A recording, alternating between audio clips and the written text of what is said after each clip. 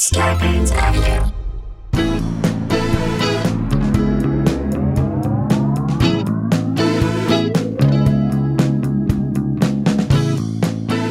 Hey guys, welcome to another episode of Sklar Country, the virus edition, a.k.a. the Pandy Pods. A.k.a. two cool shirts, no long skirts. A.k.a. Birbiglia and Sklar's Talk Deli and Tech with Zilla Brand stars from the Telly Unchecked.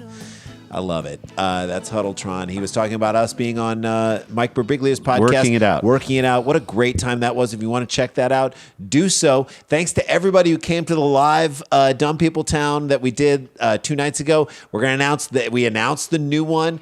As of right now, we don't know who it is when we're recording this, but we're going to tell you who that's going to be. Because the next one is on April 10th. That's the next live Dumb People Town. But between now and then, we've got the live stand-up show. And we're going to do a little cheap seats on March 20th. Eventbrite.com. Get your tickets for that. Shall we jump into a story, Jay? Let's do this right now. Story. Okay. Yeah.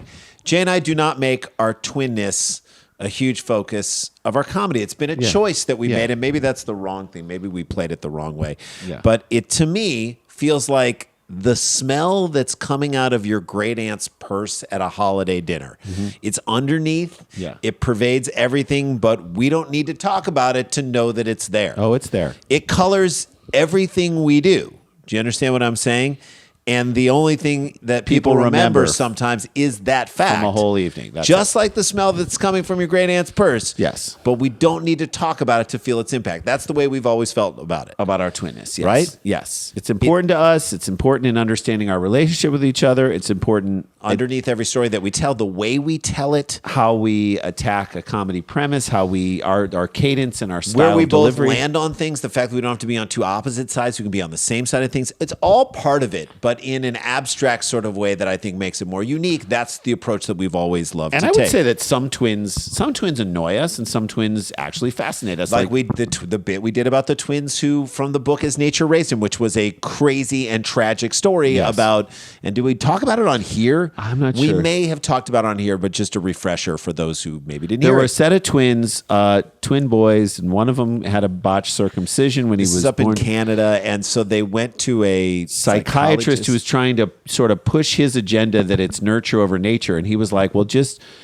turn that into a vagina and raise him as a girl. A horrible thing to do to a young boy. To play God with this kid who clearly in his genes and in his body was a boy. And so they raised him, and he was not comfortable in his own skin. They called him Cave Girl. By the way, we did all this description in our comedy bit. And then when they were 14, when they were 12, he fashioned a penis out of his inner thigh. And at that point in our bit, we were always like, there are jokes. We are going to tell jokes here. But they turned him into a boy, and it was a terrible story and whatnot. Both of them, it ended horribly for both of them. But when we told the story, they were still alive, and Jay and I both felt worse for the twin brother. Yes. Because that guy couldn't complain about small things around the other brother for the rest of his life. Yes. So that was the bit, was that, he's like, he comes home, he's mad, he's angry, and the other brother who had his, comes home and he's like, "Wait, what are you mad about?" "No, nothing. There's nothing." Oh, well, there was a line at the bank, and I had to wait. You had to wait a long time. Yeah. Was it as long as I had to wait for them to fashion a penis on the main thigh? Obviously, it was not that long. It was obviously not that long. They didn't have pens there. Oh, they were out of pens at the bank. Yeah. So, that's always a problem when you think there's going to be a pen and then there's no pen. Was it just a chain where the pen was supposed to be? That's disappointing. So anyway, so we used to run that bit. It's a tragic story, but we were fascinated by those twins. And we played interesting twins on TV before and in movies. In the movie Bubble Boy, the director told us to improvise a scenario where Siamese twins were together and just come back in. No, I don't even think they were Siamese. Were they Siamese? I think they were, because they were freaks on the, in the movie Bubble Boy with Jake Gyllenhaal. We had scenes with Jake Gyllenhaal, which was crazy. But they said, just improvise a scene where you're part of this freak show thing, and, you guys are Siamese twins. We came back in, and we said, what if they're Siamese twins connected at the head? One of them is a Hasidic Jew. The other one is a transgender person. We're like, this was in 99. We were pitching this idea because we thought, how crazy would it be if someone was going through rabbinical school while the other person was going through a transition? That's right. So, to us, that was really interesting, and we played that out. We improvised a lot of things, but it never made it in. We were on Grey's Anatomy where we played Siamese twins that wanted to get separated because we were in love with the same woman. And then once we're separated, we realized that we just cared about being close and friends to with each other because we were loved the same way. We wanted to see who she would pick. It just fascinating and interesting. And then our dad, who is no longer with us, made the greatest observation on that show and the greatest pitch that we never pitched to Shonda Rhimes, which I now want to pitch her that idea. I want to do it more than ever. He said, "You guys should call Shonda Rhimes." We're like, we can't call Shonda Rhimes. Okay. Call her up and tell her you want to go back on the show and get sewn back up together as the first Siamese twins that were ever we reconnected. And we were like, that is the dumbest idea and ever. We're like, that is the most Shonda Rhimes thing. I mean, Dad almost predicted Bridgerton. Yes. Okay, I'm just saying that. It was an amazing moment. He was close. And so we were able to do all those things. One of the best twin things that we ever played. I love this so much. Because we sort of hatched it with Rob Corddry. I pitched it with Rob Corddry. So Rob Corddry did Children's Hospital, and then he did Newsreaders. He said, I want to think of something for you guys to do on Newsreaders. And I came to him with this idea, and then he went away and he wrote it. And it was... We didn't touch a word. It was one of the most beautiful written things I've ever... And then David Wayne directed it. That was the other thing that was also so freaking cool. Well, did he direct the Newsreaders? I don't think he directed... Did he direct the Newsreaders? David Wayne directed the Newsreaders. Randall Park was in it. It was so much fun. It was beautiful. I don't know if David Wayne directed... He did. He directed the Children's Hospital. I don't know if David Wayne directed the Newsreaders. I think he directed the Newsreaders too. It doesn't matter. And he was a producer on it. The point is that it was this totally bizarre story where we were identical twins who were separated at birth. We wound up growing up. We should throw this on our Instagram. We wound up growing up next to one another in the same neighborhood. And then we became best friends and business partners. And then Newsreaders as a show wanted to reunite us as twins. Yeah. Even though we had a relationship throughout the whole time. Right. And so we get reunited as twins. And our whole lives go to shit. Well, we start to fight in ways that friends... We did it when we were friends. And business partners wouldn't fight with each other. We started to fight as twins. And so we asked if we could go back to just being business partners. I love that so much. It was so beautifully intricate. done. They let us play it very real. We love doing that show. More than almost any other TV version of like playing twins. I think that was our favorite... Our favorite... roles to play that focused on being twins. I think that was the most interesting usage of it. It used it in a way that didn't shy away from the twinness of it all. Yes. But it was just fascinating. And so the reason I bring that up is that it is so close to the next story that happened that I'm so excited to share it with you. We're going to take a quick break. And when we come back, we're going to get into this story that reminded me so much of the Newsreaders. Don't go anywhere.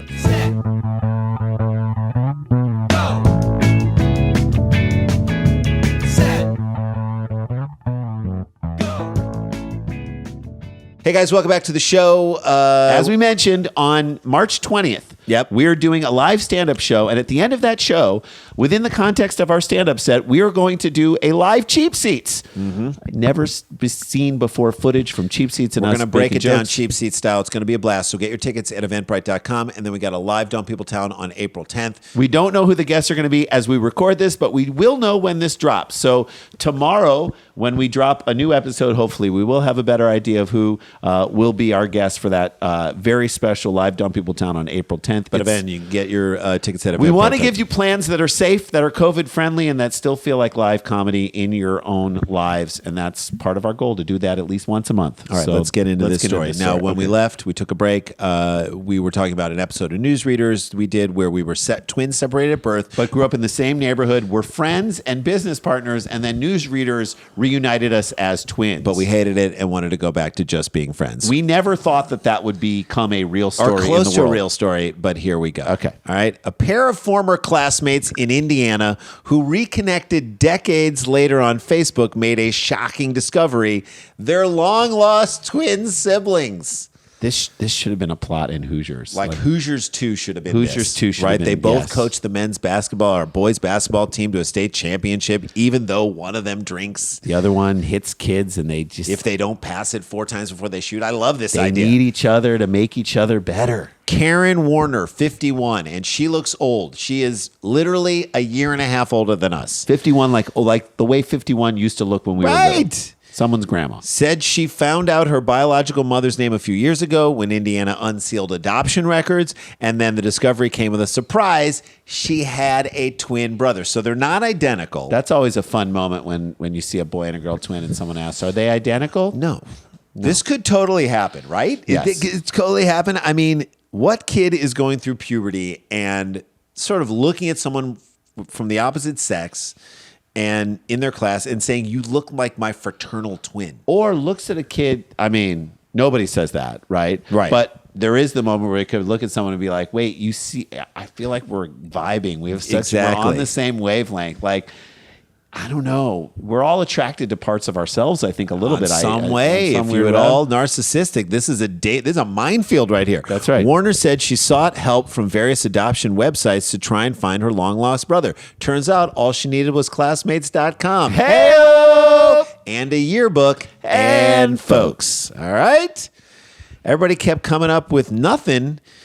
So then nobody came up with anything. Don't say everybody came up with nothing. Say nobody came up with anything. Because we didn't have time. I have a name to go by or anything. Yeah, Warner told me. Just said a game to go by great or, quote, or nothing. Warner. Great quote. Maybe the problem was you couldn't communicate what you're saying. This is nuts. I mean, did they? What know if they were each hot other? for each other? What if they had a crush on each other? That's what I think. Warner said the big break came when she obtained local voting records with a list of 3 men who shared the exact same birth date.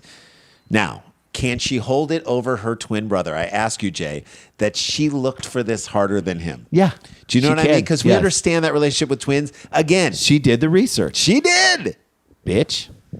The third name on the list, Mike Jackman, the Hugh Jackman of guys in Indiana who are also long-lost twins, stood out because he was a high school classmate who she said only very recently she reconnected with on Facebook. So they had a relationship. They were friends. God. Facebook, you've done it again. Organizing capital insurrections. Reuniting long-lost twins who used to be high school classmates who were friends. You guys are doing it. For years you've been doing it. Warner said Jackman sent Jackman a Facebook message saying they might be twin siblings. Way to not bury the lead on that one. And he left her on red for a while. Left her on red. And the pair had a DNA test performed that Sorry, I don't check this very much. Exactly. Weeks later. How do you respond to that request? I mean, there are some friend requests where you're like, I don't know if I get it. I think you like it. I think you press thumbs up to say you like it. Do you answer back without accepting the friend request? This is weird. I think you might be getting punked.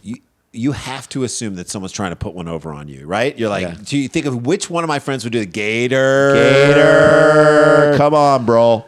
Quote, it filled a void in my life I didn't know was there, Jackman said. There was something out there I didn't know was there. Now it's here. She's here. I mean, there was something out there. I couldn't be bothered to look for it. I knew it was out there, and thank God someone else did the work for me, but here she is. And before Jackman sees this thing and posts out that he totally did look for her, he loved her, and he did love her. Just know that we're trying to make comedy here, so maybe you did. We could be getting this completely wrong. That's why we're comedians. That's why it's comedy. We're positing assuming, a theory, exactly, so and we could be wrong. So if we're wrong, we're sorry that we're wrong, but we're not really sorry because we're trying to make a joke here.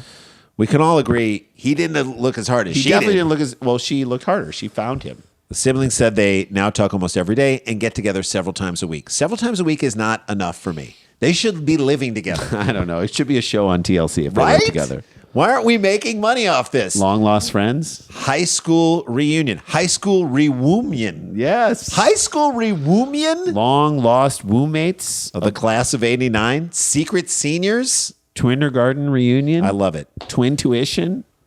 She said, we're 2 peas in a pod, Warner said. If those 2 peas were placed in pods right next to one another and didn't know they were from the same pod for 50 years and had a ton of interactions with each other and then thinking that they were from separate pods. Yeah. And then on Facebook, the 2 peas became friends and then sent a message and said, we're actually 2 peas from the same pod. Right. Yeah, it's just like 2 peas in the pod, Warner. You described it perfectly. Yes. By the way, I am really happy that they found each other. Me too. I am really happy. And who knows, maybe being apart for so long will allow them to have this super deep relationship. Maybe we should have been separated at birth and become friends in high school only to find out that we were actually twins in 2 years. Yeah, and still had the career that we had. That would have been amazing. Be incredible. It's our newsreader story come to life. Oh, God. We got to find those little clips. We'll find it. We'll post it. We love it. Guys, that is a show. This is a crazy show, and I love that we got to give it to you. Stay connected. Stay protected. Don't get infected. This is not a hoax. But we got the jokes. We'll see you on March 20th at our live stand-up show. And then on April 10th, Comedy Club. live Dumb People Town. Go to eventbrite.com, look up, get those tickets, and we'll see you tomorrow.